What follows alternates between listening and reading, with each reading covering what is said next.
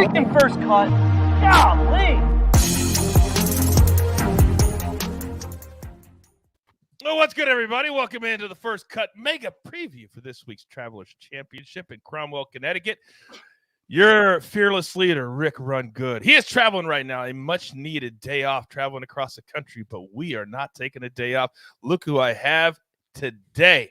First and foremost, I've got to say congratulations to the family, the Immelman family. Mark, not only did you get your one and done to have a top two finish, but your brother today announced as the new guy in the tower at CBS. Big time. Congratulations. Oh, thanks, man. Yeah, it's look, we spent an incredible week last week in Costa Rica, just a little time away, and I didn't really know what was going on in golf. And you get back to just a news kind of out of the fire hose, if you will. And what a thrill for Trevor. That's the second most important seat in golf, in my opinion, alongside Jim Nance. And we spoke yesterday on the phone, and I was like, Trevor, think about this for a minute. You're a major champion. But yes, you and me are two brothers from a small town adjacent to Cape Town on the preeminent sports golf broadcast team in the world, really. And you're now the number two guy. And he goes, yeah, it's hard to believe, isn't it? And he was quite taken aback. And this is a Masters champion, multiple winner around the globe, now President's Cup team captain. It was exciting, and it was somewhat humbling to chat with him yesterday afternoon. We will talk more about that coming up in the show, but there are certain times in life, certainly when you're in this business, that you say, you know what, this was a line for me, and this is a line for Trevor and for your family. We'll get more into that in a second. Now, this man, I wasn't sure if he was working last week or just taking pictures with everybody who wanted him at the U.S. Open. KP, good afternoon, sir. Man, I was thinking about this today, Coach. You leave one of the four most important weeks of the year, and the news only ramps up. I'm working harder this week than I did last week at the U.S. Open. It's unbelievable. It really is. It's crazy. Last week was super fun with Greg and Rick and Jacob in person. Brookline was just the best course. I mean, I think you go back to Shinnecock in 2018, the U.S. Open there is what I would put it up there with. And we had an unbelievable time, and Fitzpatrick was a great winner. It was a really cool week and a nice palate cleanser, if you will, for everything else that's going on right now. Well, let's cleanse the palate a little bit more before we dive into all of the LIV golf news that broke today. And not everybody's got a chance to talk about the U.S. Open. We won't make it long, but I would love to get your takes. Mark, I'll start with you. The fact that Matthew Fitzpatrick did something that only Jack Nicklaus has ever done. I'm not sure why more people weren't riding him last week, but he won the amateur here in 2013. And last week, he never looked wavered. No matter when he was making bogeys or mistakes, he always stayed the course. And I think he was the clear best golfer for the week. Yeah, true. And here's where I have to give Kyle a little credit, because, Kyle's been blowing this trumpet for the last few months here, because he really has turned his game around, Matthew Fitzpatrick. And I was impressed for a couple of reasons. Look, and I'm putting aside winning a major championship, because it's superhuman. I'm related to a major champion, and you get 4 goes a year. And that means you've got to time your game right, and you've got to get a few breaks to go your way. And just anything could change that fortune. We've seen that multiple times. And so to win one is just so special. So from that point of view, it's awesome. I'm happy for him. I'm going to put that aside. First off, Matthew Fitzpatrick was always, whenever I called him and watched him, he's that sort of junkyard dog sort of a guy. Small, gritty, all sorts of, stick-to-itiveness about him. But he never really hit the ball very well or very long. And he complained about the fact that the tour was setting up courses too long. So anyhow, he just decides, well, I'm going to go on some protocol, some regimen with a stack system to just get more speed. And he did. And all of a sudden, he's changed his game. So the golf instructor in me is like, people, you can change your fate. Now, that doesn't necessarily mean you're going to become a major champion, but it means that you can change how you approach the game. So kudos to him for that. And then secondly, I was so impressed the little bit that I got to see, because we were abroad. I was just so impressed about how he stuck to his task. Mm-hmm. Because even though, there's the story of winning the amateur in Boston at Brookline, and there's all these side stories with We Met and stuff, and it's a wonderful venue, Brookline, as Kyle highlights. But in the final group there, he's playing alongside Will Zalatoris, who would have had the lion's share of all the fan support. And the whole week, Matt just kept his head down. He just kept grinding. He just kept hitting shots. He didn't get all awash and all the noise on the side. And comes down to it, he hits some incredible shots coming in. Just some incredible shots coming in where guys were falling over. He went and got this thing. And so from that point of view, I was so happy for him because he's been in contention before and sort of spilled the thing a few times. But to get on one of the biggest stages in the game, to deliver a performance like he did, as single-minded as what he was, for me, it was incredible. I mean, hats off to him. That was one of the performances of the season to me. There is no question about that. And they did everything the same as in 2013. They stayed with the same family, the same stuff. Very, very cool. Now, Kyle, in golf, we always like to look for irony, don't we? And the very first player we heard from last week was Phil Mickelson, who is historically known for finishing, second, backing up at certain majors, specifically the U.S. Open. And we end the week with a guy who's now making it a thing where he finishes second at these majors, and I'm talking about Will Zalatoris. Yeah, somebody called him Will Mickelson on Twitter last weekend.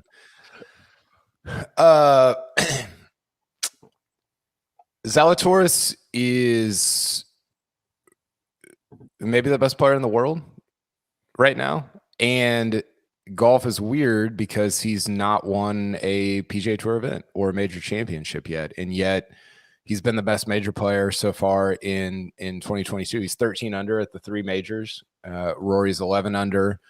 I think Fitzpatrick was third at 7 under. So golf is like, it's both very strange, but also kind of cool that you have to do it for those 4 days. What you do over the course of, 12 days throughout three majors doesn't matter. You don't get a trophy for being the lowest play, like the lowest guy after three majors. You get a trophy for being the lowest guy in 1 week. And I think that, I don't know, I followed Zalatoris a lot on Sunday. I'm way in on his sort of just demeanor and ethos. Like, he wasn't rattled. The moment wasn't too big. He was kind of like strutting around like he was going to win the US Open, and he didn't, obviously, but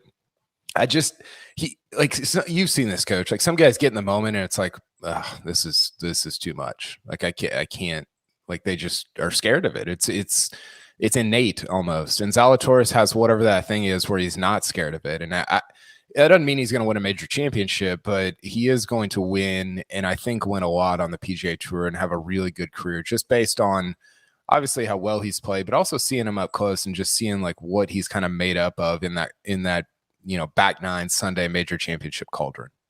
I also like the fact that he said that it bothered him, unlike at the PGA Championship. He's like, this one hurts. This one really hurts. Mm-hmm. Sorry, Mark, go ahead.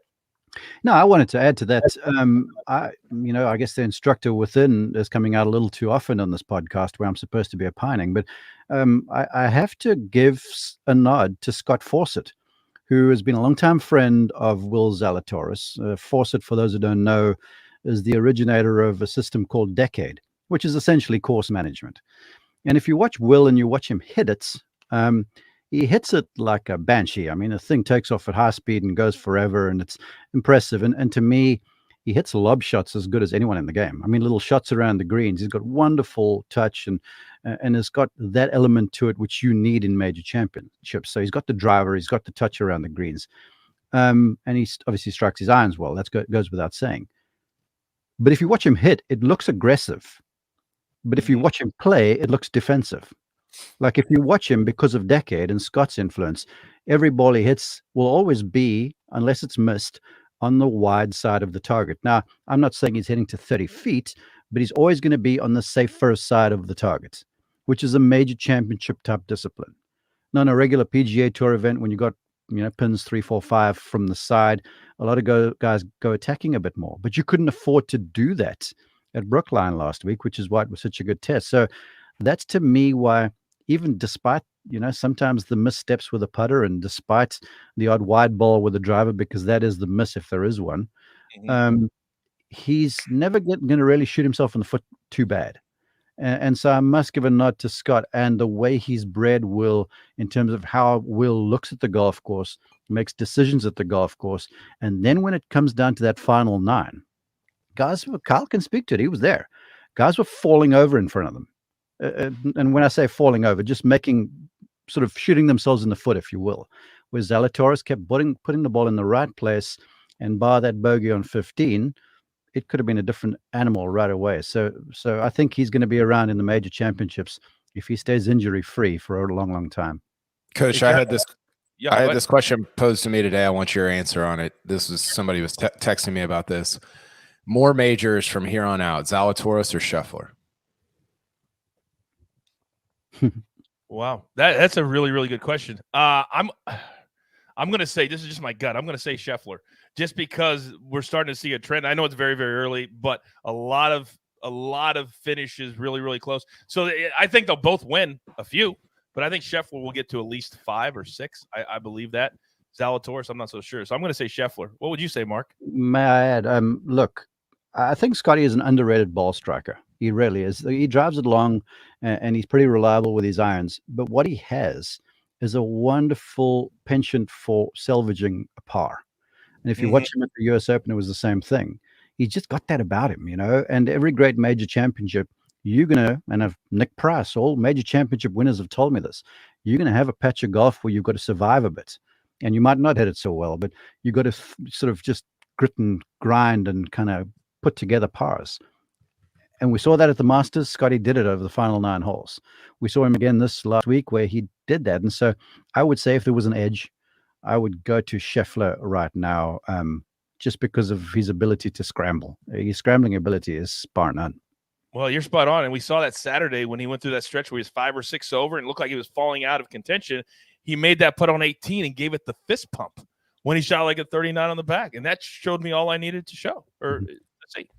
Let's pivot now because there's a lot of big news today. Kyle already alluded to it, that rarely do you see a Tuesday after a major championship, and there's more news heading into the Travelers Championship. The PGA Tour met with the players this morning. We'll get to that in a second. But the big name that was announced this morning, and Kyle, I'll start with you, is Brooks Koepka. And LIV Golf, I think, has done a good job of positioning their players behind, he's a major champion, he's a former this, he's a former that. A lot of formers, not a lot of current winners, not a lot of guys that are in current form. And Koepka, to me, is exactly the kind of player that they would go after because he's never cared about PGA Tour events. Your take on Brooks Koepka being the latest, along with Abraham Answer? Yeah, Abraham Answer was just announced right as we started this podcast. So they got 2 top 20 guys today. Not surprised about Koepka. I mean, he's always been looking how to play fewer events for more money, or to work less for more money. And the combativeness that he displayed at the US Open last week when he was asked about it was just screaming that he was going to join the league, in the near future, which is what happened. And I think, the thing that I was thinking about, Coach, on Tuesday, as it relates to LIV and the PGA Tour, is this is the villains tour now. They got all the villains, right? If you think about Koepka has been a villain. Bryson's certainly been a villain. Patrick Reed, the ultimate villain. Sergio and Poulter have been villains at the Ryder Cup. Phil, potentially a villain if you compare him to if you look at kind of the Tiger Phil duo over the last 20 years. I wouldn't categorize him as the same type of villain as like a Reed or a Brooks or a Bryson, but you could call him that. And it's reductive to call it like the good versus evil thing, because it's not that simple. It's way more nuanced than that. But with every villain that they add, it gets a lot harder to not lean into that narrative. And that to me is super interesting to see, how that plays out over the next couple months. Yeah, the last thing I was thinking about, Coach, is, and I put this out there somewhere. I wrote it. I thought maybe I just thought it. I don't know. There's been so many takes over the last few weeks, but if you believe that LIV is inevitable and all the players will eventually end up there, and maybe you don't believe that, but if you do, then there's a sort of FOMO, a fear of missing out, where they're not going to pay players at the end what they're paying them right now because they won't need to. They'll have all the good players. They'll get to the end and tell JT, like, yo, we don't even need you. Like, we're not going to pay you anything. You need us, right, at that point. And so I think there's a little bit of like guys saying, hey, if this is inevitably going to happen anyway, I'd like to get paid right now and make $100 million or I don't know, whatever the numbers are. And that sort of has accelerated this process, and it's become a little circular in that it just creates more and more FOMO, and it creates more and more guys going, which creates more FOMO. And you know, there's a cascading effect there that you eventually LIV might end up with all the best players in the world. See, I would say two things to that. And first of all, the take that I'm getting tired of aimed at me, and I know a lot of it's because I work for the PGA Tour. Where is it? I think Hillbilly said $150 million is life-changing money. You get hurt on the PGA, you don't have any money. Guess what? 20 million, 30, that's also life-changing money. Everybody's weighing in on, oh, it's life-changing money. You all would take it. No, I'm in the business, and I wouldn't take it. And if you think that all of us, even those of us on the show, have not been approached, then you're living in another world. But what I'm saying is not everybody feels that way, and I'm tired of just getting the blanket, oh, it's life-changing money. You all would take it. No, we wouldn't. Mark, go ahead. Coach, may I add quickly to that? What a lot of folks don't talk about, and look, the money is enticing. Let's be real. Of course it is. And money has always been the thing about this. That is always the thing. We've heard McElroy and Justin Thomas reference that. And when Brooks is chatting with Jenna about this, they're not talking about like how many events he's going to win. They're just talking about the money that's guaranteed. But for the players who with the PGA Tour, their retirement is off the charts. I have a friend and colleague who's currently in announcing that's making $5,000 a week in retirement from the tour. Now, if you stay around the tour, yeah, don't have the big upfront silly money kind of thing, but you keep building the legacy, and then you keep putting stuff into your retirement. They never have to hit a shot again in their life either. It's just how much is enough. And I think there's a whole lot of flexing on the go, and these guys are all competitors. So if LIV comes calling and they're like, well, we're going to guarantee me X, I'm like, well, I think I'm better than Y. You're giving Y to over there. It's there's a lot of ego involved with this stuff too. But I just wanted to add to the fact that the retirement is a big deal, and there's a lot of guys that are making a lot of money in retirement too. 100%. And I will also say this because I have been in connection with Saudi Arabia. When I've told you guys this story on the show before, when I was with the WWE. Here's the guy. There's one guy that controls this whole thing. And that's another thing most people don't understand. The government controls the fund. The one guy from the government that controls the fund is like he loves to be around attention. Meaning he once gave $250 million to a very popular race car driver to build a team. When he got bored with that, he walked away and said, hey, keep your money, but I'm not giving you any more. Understand, really rich narcissists, they get bored very easily. And if nobody gives this attention as it moves forward after the big payouts are given, then he's going to walk away because he's saying, we're not getting attention, which is what this all is about. It's all about attention for Saudi Arabia to bring business to the country. It's not about golf. It's not about sport. So I'd be very careful if I was one of those players that think this money is going to last forever. Because if he gets bored, it is what it is. And everybody's going to have their opinion, and that's fine. We'll just see how it plays out. Any other takes? I think that's a good point. I would be interested to see what the contracts look like. Like, did Phil get, like, does he get a certain amount per year? I think one thing that is interesting here is that the whatever you want to say about LIV Golf, and we've said everything about it, they're operating the way that most sports that we cover or that most professional sports leagues operate, in that they're giving guaranteed contracts for your services, right? That's how the NBA works. That's how Major League Baseball works. That's how the NFL works. Now there are all sorts of things tied to that, where you have incentives, and if you do this, then you get this, whatever. But effectively, you've got a organization that's operating the way the leagues that, Brooks Koepka fancies himself like not an NFL player, but in the same sort of categories. Like, I'm a pro, I'm a professional athlete. And so I think there's some enticement, not just from a monetary standpoint, but also from a security and like, this is how other pros operate. They get guaranteed contracts. That's what I'm worth. Whereas the PGA Tour is still, even that they've introduced all these 8 events, which we'll talk about, or that's the report. It's still a meritocracy, right? You're still not guaranteed anything. I don't know what the lowest amount will be. Let's say it's $150,000. You're guaranteed, I guess, that, but that doesn't really move the needle for a professional athlete at this level. And so you're still dealing with, I think one of the things that we'll look back on in 50 years that LIV golf has killed is this idea that meritocracy can run regular season professional golf. I just don't know that is, I don't know that that's realistic, because that's not, and listen, like, we're all compelled by that because a meritocracy is like the purest form of sport, right? But I just don't know that that's a reality in 2022. It feels a little antiquated that you're still governed by a meritocracy and not by these sort of guaranteed contracts that every other sport gives, and that LIV golf has introduced to this sport. Great point, Mark. No, I think Carl said it perfectly over there. I want to add too, because something I got some time to think last week while we were in Costa Rica, and the thing that struck me when I did manage to find internet enough to get a leaderboard was that a bunch of the folks that had played over in the London LIV event came over to one of the toughest tests in the game and were shown up a little bit.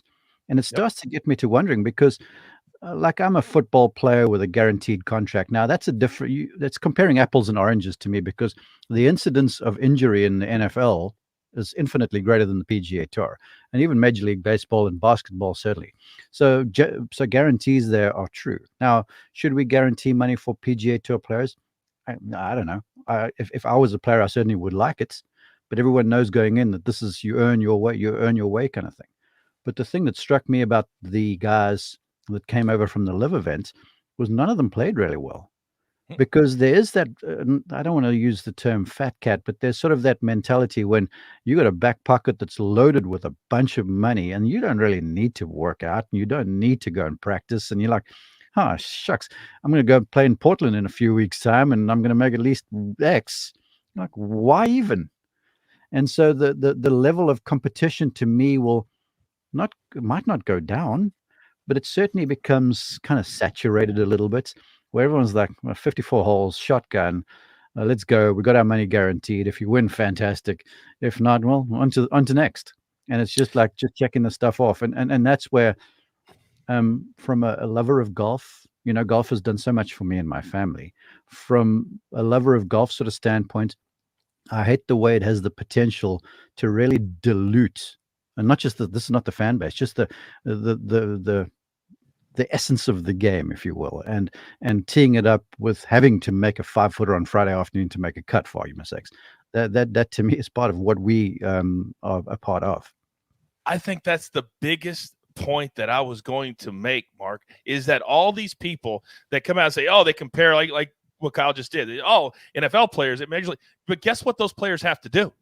To get that money again, they have to perform. If a player goes out and they get a big NBA contract and they're a dud, they're not getting another NBA contract. You've got to perform. Even if it's guaranteed money, you still have to go out there and perform. I haven't seen anything from this new tour that says that a player getting $200 million has to do anything other than show up. So if you don't have to do anything other than show up and be an ambassador, you're right. It takes away from the competition. And that is something that nobody will want to watch. And if nobody's watching it, the attention's not there. It goes back to my original point. They're not going to like it very much over there, the people who are running it. We have seen what they're required to do. And they are required to make a bunch of appearances that no one's talking about. They all thought it wasn't the case. But they're having to show up and lend their name to stuff. Yep. And I've seen what is required. I watched a lot of the LIV broadcast whenever that was. Guys jumping up and doing social media posts and how great this is and the fans and it sort of was dripping with like you being told now, because you're getting so many millions, to now be the face for what this organization is. Now, maybe not the sports washing. That's beyond my pay grade over there. But I'm hearing a bunch of guys who ordinarily wouldn't start spouting off the virtues of the current tour that they're playing on. The PGA Tour guys, Cal will know, he's interviewed a bunch of them. They're not going to come and tell you, oh, the PGA Tour is so great. That's exactly right. they're going to complain more about what is they're not getting. Where this crowd, it was like, come on, guys, I know you. Who are you? Now, Kyle, let's take a left turn here. Oh, you go ahead and say it, then I had another question for you. Go ahead. Well, I was going to say I don't disagree with like meritocracy being like the beauty of golf, and I don't even disagree with Coach's idea that as of right now, you don't like, because of the way the Saudi League is structured, where there is some sports washing involved. There isn't really like there's not a competitiveness to it, in that you're playing for your next contract, because there's not a competitiveness to it at all. It's just like this propped up thing for the sake of appearances, right? That's what it is. It's just for the sake of appearance. But I do think if you had a league where you had the top, let's take the Saudis out of it. Say you just started a league that was a different organization. Let's say me and Coach funded it with all. Let's say Mark funded it from all of his earnings from the one and done. I like it. And you had only the top 48 guys could be in it, and you played 12 events, similar to the Saudi thing. And you guaranteed contracts, and you had teams and all this stuff. Like, if you didn't, there would be a built-in competitiveness, because like the NBA, if you didn't play well, you're dropping back down to the second tier league, whether it's the Corn Ferry, the Euro, Challenge Tour, whatever that league would be. Your team is going to not renew your contract because you're shooting 76s all the time. So there would be a built-in sort of competitiveness there. And I think what I'm saying is that if a little bit of the facade of what the beauty of meritocracy in golf has been, I think kind of like the sheen has been taken off that a little bit when guaranteed contracts are a potential for the future of golf. I think there could be a league in which you could have guaranteed contracts, but also like maintain that competitiveness in a way that it might not feel like you could right now. And I think, to your point, what's going to happen, and I suggested this a few weeks ago, I send notes to the PGA Tour all the time. Even though I work for them, I send ideas all the time. You guys know me. And I would love like what the LPGA does with their players when they go to Asia. They give them a stipend. And the stipend is whatever. It pays for their caddy to travel. It pays for their expenses. And then say it's 10 grand or 15 grand a player. That wouldn't be too much to ask. And then you'd still have the competitive fire. And I think that would be a nice mix. Even though it's not a ton of money, it would pay for expenses, Mark. Okay, at the risk of flogging a dead horse, because I've said to many people, I'm like, the more we talk about this stuff, the more we actually helping them broadcast who they're doing. If you're a fan of having the PGA Tour continue to grow. My question is, and I'm a former college coach who's ran shotgun events, you only have a certain number of players you can get onto the field at that time. Sure. So the LIV Golf, it's currently 54 or 48 or whatever the number is. I don't know what the size of their fields are.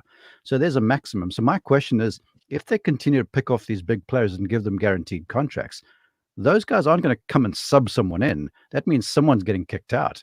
So my question is, for the guys who not the names coming in, if LIV does happen to assemble 48 studs, 54, whatever their number is, where are the other guys going?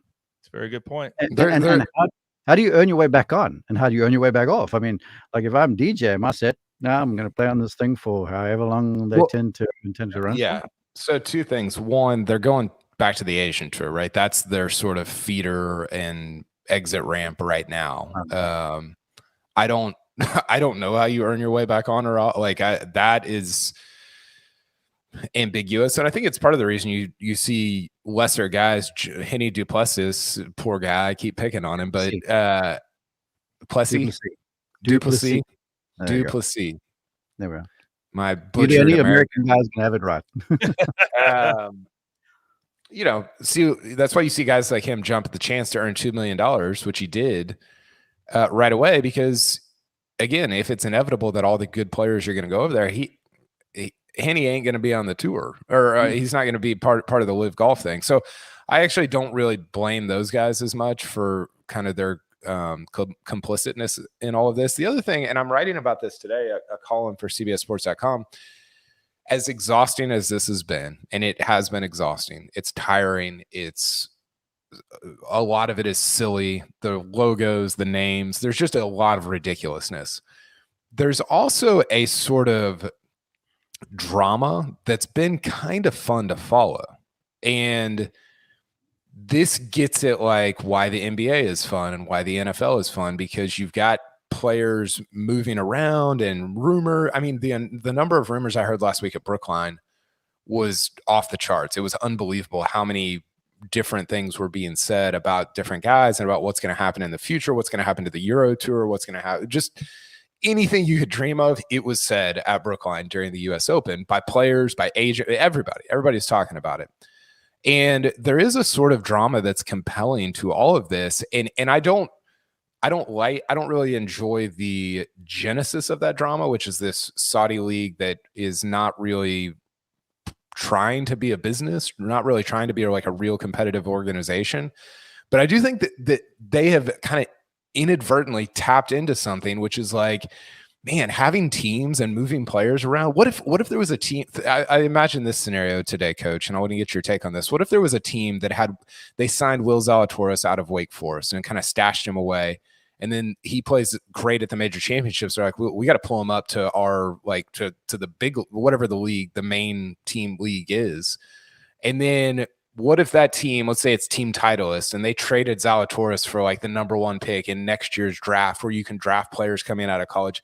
There is some like real interest and a compellingness to that just doesn't exist in regular season PGA Tour golf right now, that I feel like has been kind of inadvertently tapped into, that I'm fascinated by. And I think there is certainly some credence to that. I think, though, for most people who look at golf, they look at golf as an individual sport. And whenever you're talking about trades and teams and all that kind of stuff, it's very hard, other than once or twice a year, for people to really wrap their brains around it and go find it. But I certainly think that because of this, that a lot of good things could happen. And I believe that competition is not always bad. And this is competition in the name of another tour for players to go play at. But this is going to be good. And we already saw it today.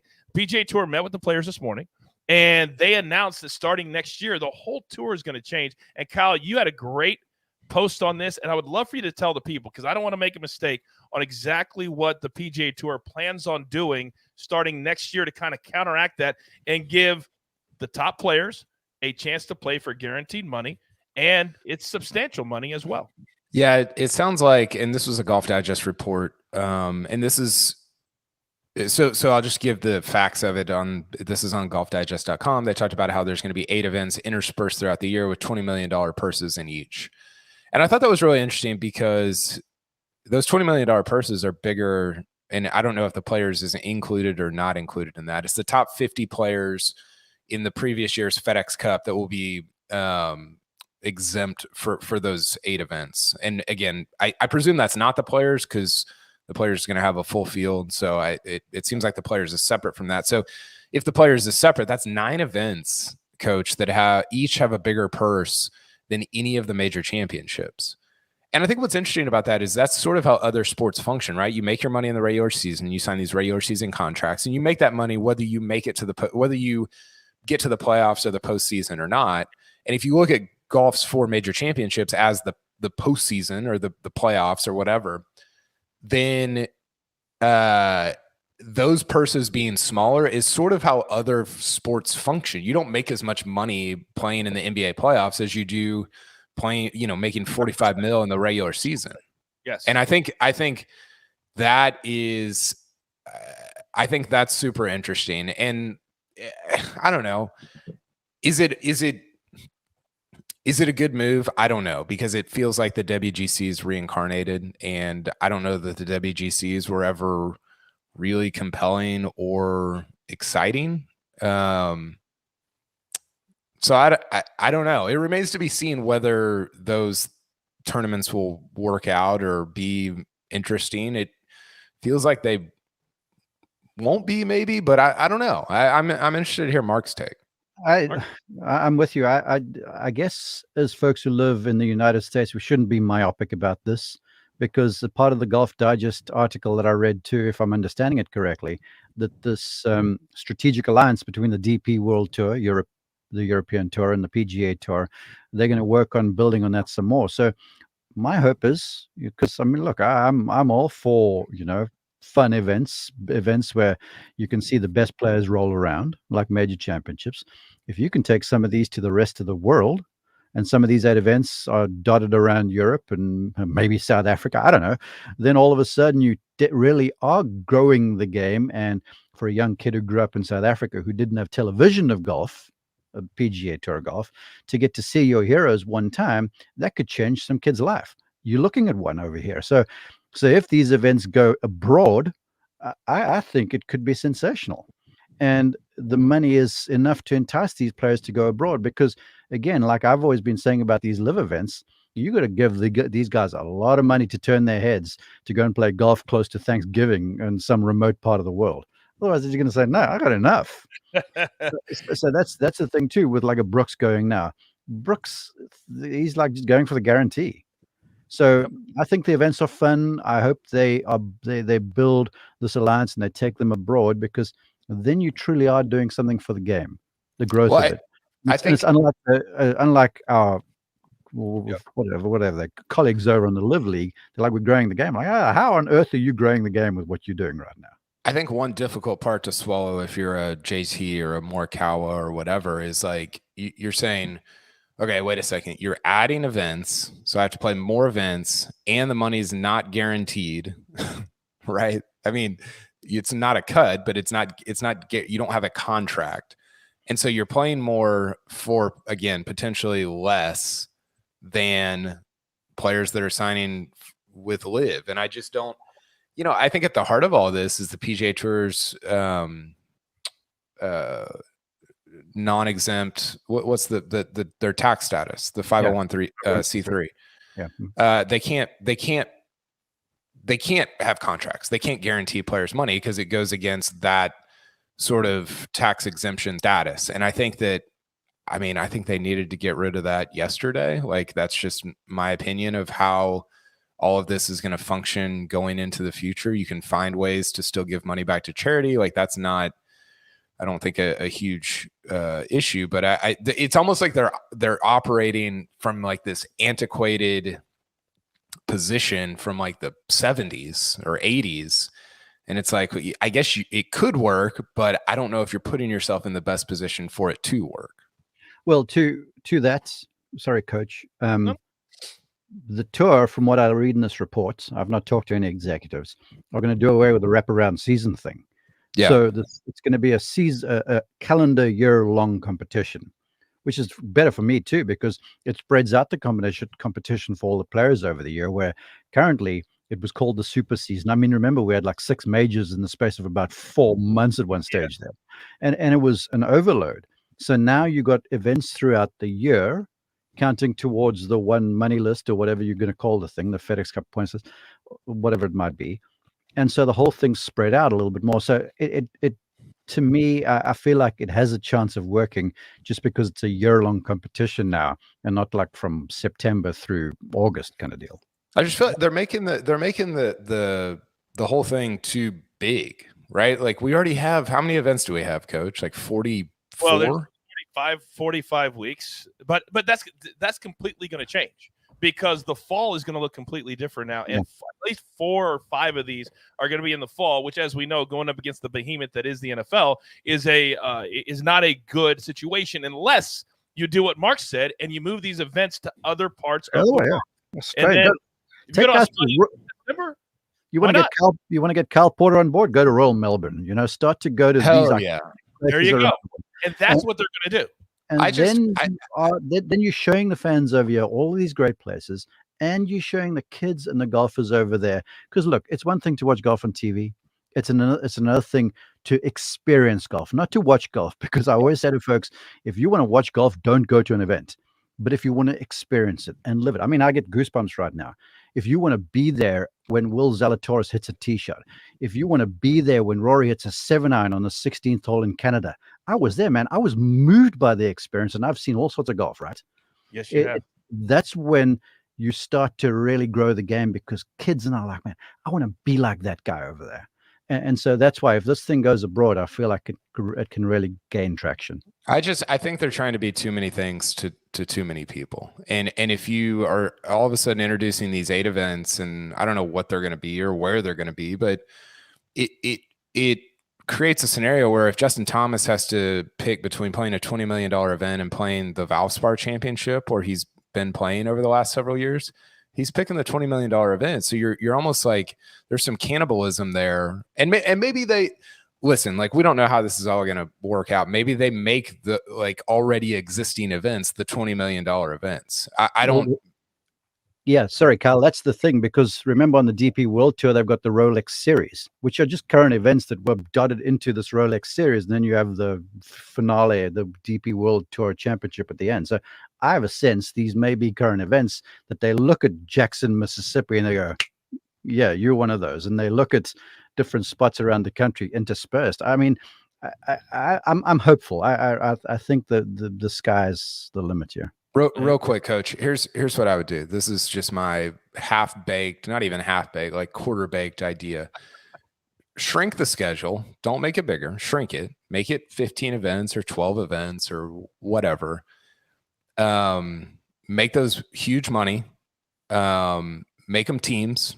Essentially create LIV, but put it on top of your historic venues like Riviera and Bay Hill and these places that are, I think add to the depth of what the PGA Tour says it's about and what I believe that it's about, which is like, it's meaningful that Hogan played at Riviera and that you've had an event at Colonial for 80 years. Like that means something. And you can create a season. I mean, part of the problem here is that, like, how many events do we get all the best players in the world in the same place? Meg Adkins of the Fried Egg was tweeting about this last night. She's like, man, this is a weird business model in that, like, the NBA would never create something where only the stars only played like a quarter of the events and they rarely were all together. It's such a weird thing. So shrink it, make it teams, put it at historic events, push all your money into that thing, those 48 guys or 56 guys or 70 guys or whatever it is. And I think that could be super interesting, something that I would really be into. Well, it's never going to happen because the two words that big money networks love more than anything, live events. And if you take away 20 live events from NBC, CBS, that's a lot of money that's not going to the tour. That deal's already locked in for 10 years. You cannot shrink the schedule at this point. And you've got to have a way to qualify in there. Yeah. For any aspirant golfer else, because that was, to me, the issue that I had with the World Golf Championships events was there were limited fields with guaranteed world ranking points and money. And I could go in there and suck my rear end the entire week and still earn world ranking points. So the events sort of proliferated themselves, and it would take largely a miraculous type achievement for someone to fall out and someone to go back in. So, yeah, real quick, Mark, how do you, like, I don't mean this sarcastically, but how would you explain to someone how you qualify in to the NFL or to the NBA? You get drafted by performance. You get drafted on performance. So if you have Team Callaway that has a team, they're like, I want to sign the best guy because we want to win this league, right? I don't think golf's ever going to be a team thing. I just fundamentally disagree. I love you, but I just don't think this idea would ever work. I need to say this, right? Okay. One of the things that makes the Ryder Cup and special and the President's Cup is growing in significance is the fact that there's only two of them. If there were team events every week, people are going to tire about that too, I guarantee you. And the thing that makes the Ryder Cup special, even more so, is that there's nationalism behind the thing. So you can get in behind your United States team. I can't tell you I'm going to be at all jacked up about the Majestics or whatever the case might be. There were four South Africans on the Swingers, and I couldn't give a continental stuff.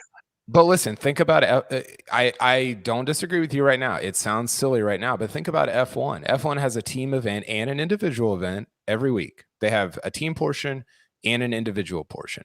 F1 has never been more popular than it is right now. But they don't play every week. They don't race every week. But this is what that's exactly what I'm saying is shrink this.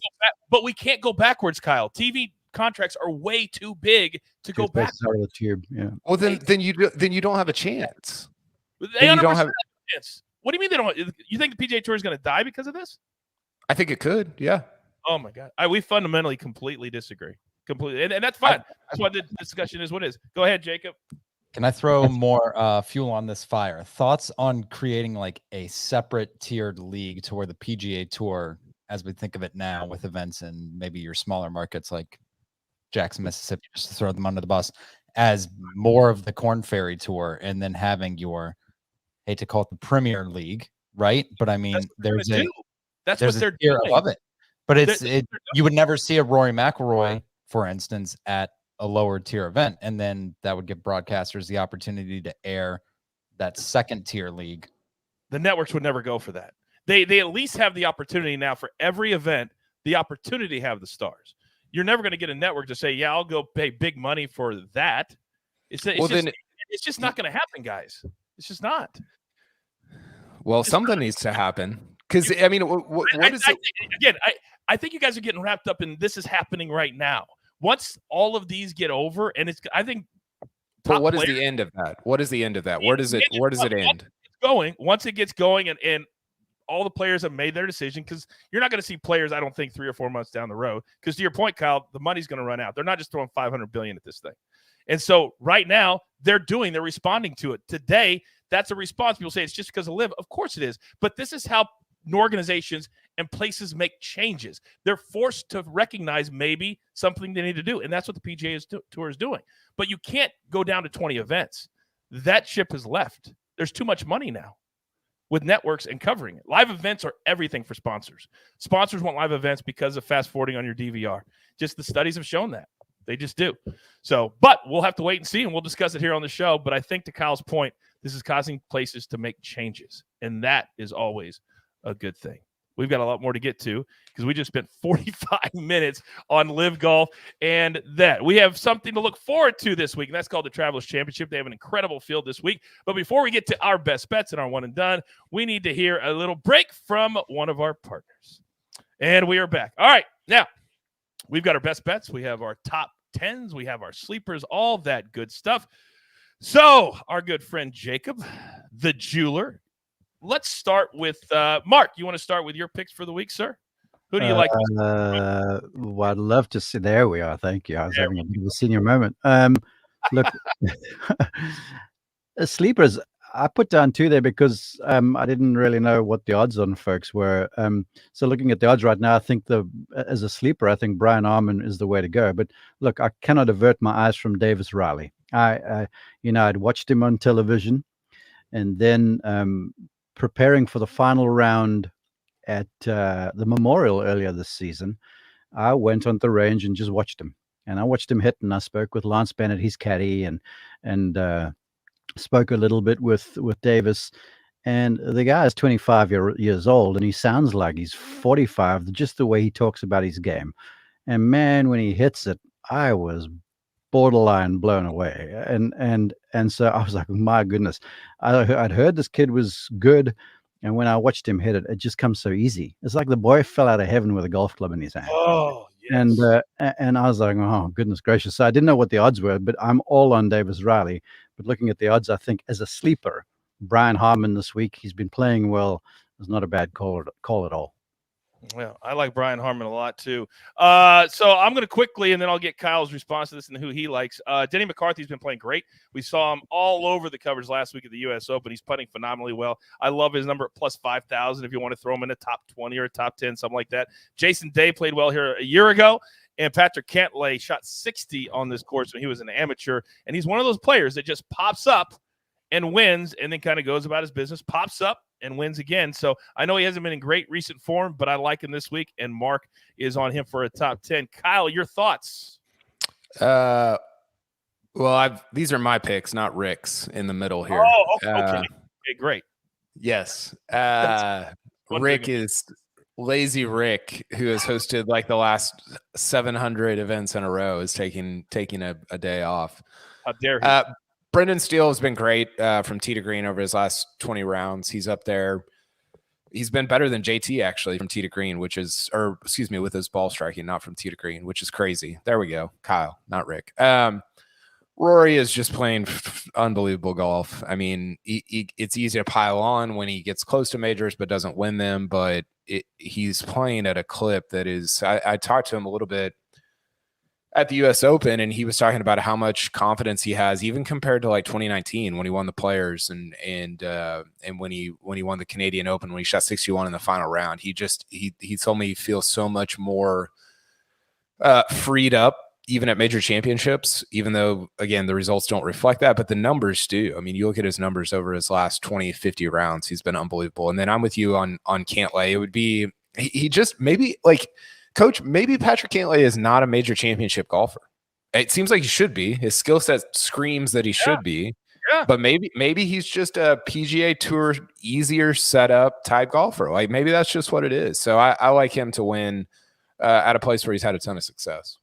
My only question for you, Mark, is do you think that Rory, because I thought about putting him in, I know that Kyle has for top 10, you have him winning, that after winning in Canada and last week essentially being the face of the PGA Tour at the U.S. Open, do you worry about fatigue this week, Mark? Yeah, you always do. You don't know how they're sleeping. Well, none of us know that. So all we can do is opine. So you don't know how they're recovering, how they're sleeping and such. But the one thing I know about Rory is that when he starts to find something, he has that unique ability just to build on it. You see, for your typical golfer, golf is kind of a day-to-day thing. And then for the more advanced golfer, golf becomes a week-to-week thing. And then for the generational player, these guys can keep a trend as if they were riding a wave. They ride the wave for longer. It's like when I've watched Kelly Slater surf. He stays up for longer, and McIlroy does the same thing. And I like him this week just because I'd said so a few weeks ago. I see him doing Rory McIlroy stuff. And this golf course, a lot of holes move from right to left. And I know he's gone to a fade a little bit more, but around a golf course is somewhat receptive. Birdies are there to be had. Greens are awesome to putt on. Golf course that likes a draw a little bit. I'm like, man, he's playing so good. You may as well just keep on going. Yeah, 6, that par 5, you can cut the corner. Yeah, I'm starting to think about all the holes now, and you're absolutely right. You're absolutely right. One more thing that we have to get to, and sometimes you get to a point in the season, and you just got to give the man the respect that he has earned, not given, earned. So it is that time of the show where we do our one and dones, which we all care about so very much. And a tip of the cap to, what's that, Jacob? I got to interrupt your flow. You skipped right over the best bets for the week. Bring back Rick. I was giving you time to take Rick's name off there and put Kyle's up. All right, here is what our best bets look like. Mark, you have Sam Burns over Xander. Explain. Well, Sam Burns is just playing so well. I think head-to-head, he's a better player than Xander right now. And if you watch Sam Burns any last week, look, we know the guy can hit it, but he is putting like a banshee right now, and he's just got a wonderful confidence about him. And I spoke with his sports psychologist, Brett McCabe, and Brett's like, this boy has no fear right now. So I've got to be honest, I looked at Denny McCarthy winning Group D for a little bit because I thought the number was pretty good. It was plus 450 or something. But just in a one-man game over Xander, yeah, give me Sam Burns any day of the week. Man, I love that pick. And plus 100 is an awesome number for that head-to-head. Love it. Kyle, I love your three-way. Explain yourself. Yeah, I'm with Mark on Davis Riley. I think he's the most underrated player in the world right now. I said that going into the U.S. Open. And I just like him over these two guys. He's interesting because he hasn't played a lot. Like he's playing a lot of these venues for the first time, so you don't have a ton of history to go on. But I just think Davis Riley in, I don't know, 3 years from now is going to be a top 15, top 20 player in the world. So I like the number there, and I like him over those two guys. And I would argue that TPC Cromwell is one of those courses that you don't need to see a lot of times to be able to figure it out. It's not a super hard course. Hey, TPC River Highlands, Mr. PGA Tour guy. Did I say Cromwell? TPC Cromwell? I said that, didn't I? TPC River Highlands. My apologies. A few years ago, true story, when they got Jordan Spieth to come play for the first time, they had to rent these cornfields that were next to the course because they didn't have enough parking when they got Spieth to start coming and Rory to start coming and JT to start coming. This is low-key one of the best events on the entire PGA Tour. Very, very good. Very, very good. Now, T. Leone in the T. Leone, I want to make sure I get his name right, says, Coach, better not laugh in our face again for the OAD transaction. One and done. That's because things took a turn for the worse. Now, I don't know who the 3 choices were this week, but we're going to put up the one and dones, and everybody owes Mark $25 and Greg $25 because last week they both had Will Zalatoris, as did the fans. Now, Sia, I know you are watching. You have not paid Mark for the PGA Championship, and you owe him for the U.S. Open. Mark, any word for Sia? Hey, Sia, come on, man. You're better than that. You're better than that, Sia. Let's go. Now, Sia's on Patrick Cantlay this week, and as you can see, nobody else is. Kyle, Seamus Power. Now, a couple of years ago, this would have been a Sepp Straka type of selection, but not anymore. Talk to me. Seamus Power is one of, I think there's been like 12 guys that have made the cut at all 3 majors. He's been awesome this season, and didn't really see an opportunity to use him again at any point this season. So I'm well, and I knew that nobody else would take him. Straight face too. You said I don't. Well, there's only like 8 events left. So I know. Well, you can see we're all struggling to find a bullet in the holster. All right. So Rick is on Davis Riley, as Mark is too. Jacob, show your face. You're on Mr. Tony Finau. Talk to me, sir. Yeah, we're going to take Tony Finau here. I mean, the U.S. Open hangover for a lot of these guys could be real. Not for him whenever you miss the cut. So that's sort of what I was playing at. I was considering Brian Harman actually as an ultra contrarian play.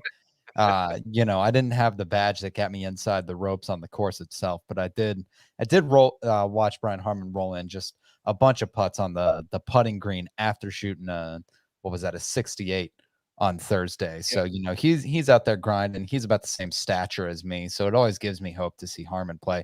But I'm going to go with Finau, who is definitely not the same stature as me.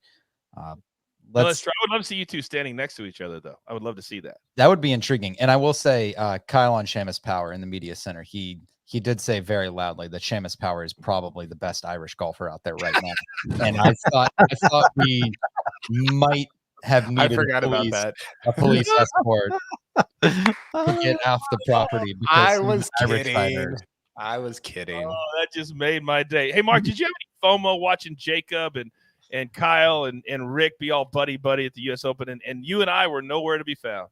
Not at all. I mean, wouldn't even ask. I was happy for you guys. It's always good to be with your buds at an event like that.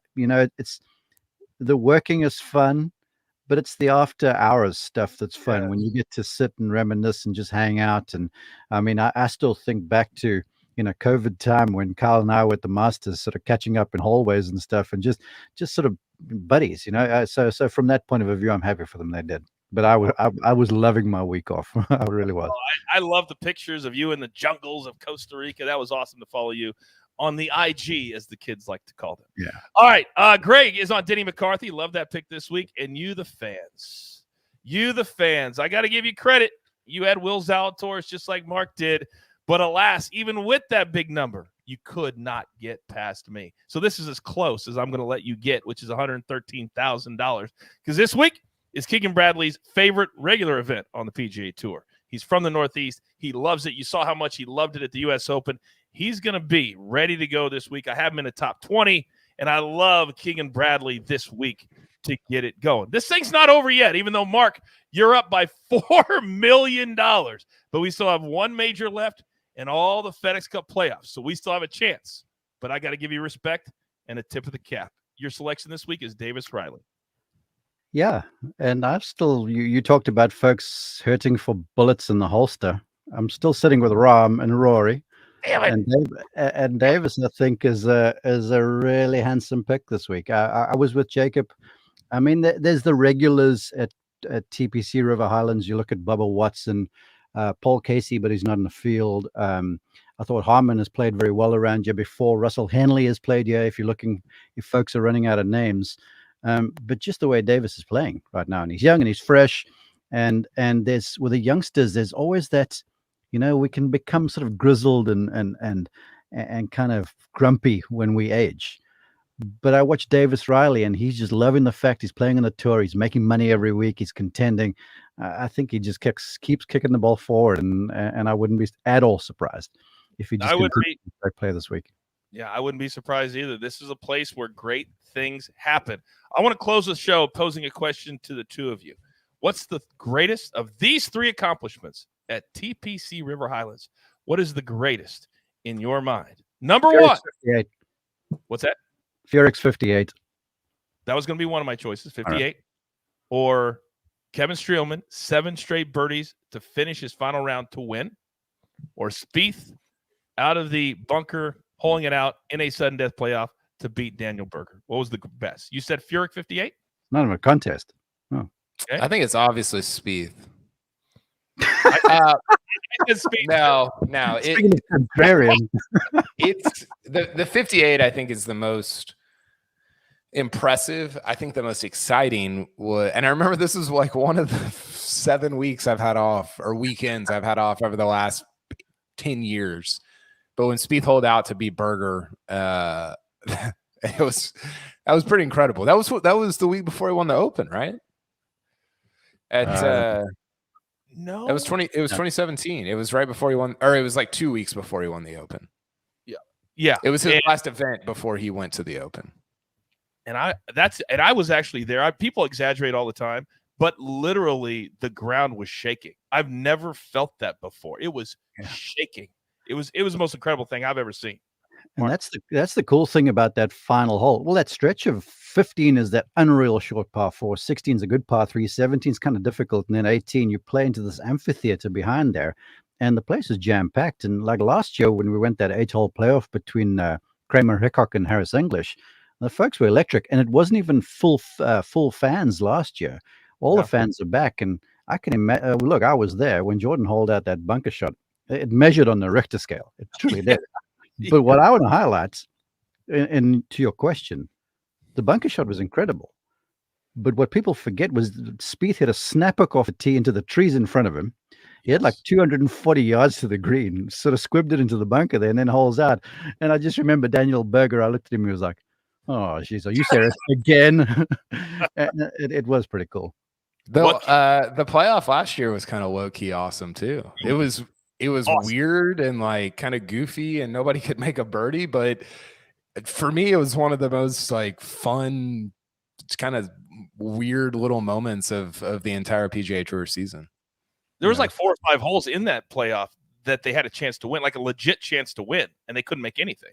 Well, Harris English got the ball up and down out of a plug line, a bunker. Yeah, that was unbelievable. Wow. It was. Yeah, they weren't making birdies, but some of the saves they were making were just so cool. And I remember on like we played the 18th for about the 5th time or whatever it was, and Harris is bending down in the fairway, sort of stretching the back and the hips and this. And he comes walking past me, and I'm like, dude, are you okay? And he goes, man, I'm tired. 25 holes today. Jacob, your thoughts? I mean, just imagine a theoretical golf league where it was a team format and you could have a playoff and you got to like pick 2 players, send them up, make it a mandatory 5-hole playoff, something like that. That's what I'm saying. Oh my God. Jacob and I solved and saved golf at Brookline. I don't know if those takes will ever see the light of day, but yeah, you guys talk about how fun it is just to reminisce, after the work is done. I mean, for all we know, Kyle, Rick, and I might just go start our own breakaway golf podcast. Wow. Hey, Mark, you and I could do one. I would take that challenge. Coach, I'm with you, buddy. Yeah, I'm with you. So, all right. On that note, awesome. What a good, fun hour. We tackled the U.S. Open. We tackled all the defectors. We tackled the Travelers Championship. Now it's time to go make those bets. Follow all of my guys on social media because there is nobody smarter in the golf space than these guys we're looking at right here, including Greg, including Rick. For KP, for Mark Immelman, for the jeweler who puts it all together here at the brand, I am the coach. We'll see you Thursday morning. Is there another show tomorrow, by the way? Are we adding a betting show, Jacob? Yeah, we're going to do a betting stream tomorrow. Also, we had some speaking of Sia, some internet issues with him last night. So DFS show later today. DFS show. What time is that? 5 p.m. Eastern time on this same YouTube channel and Apple and Spotify. I am the coach. Man, I love doing this so much. See you next time right here on The First Cut.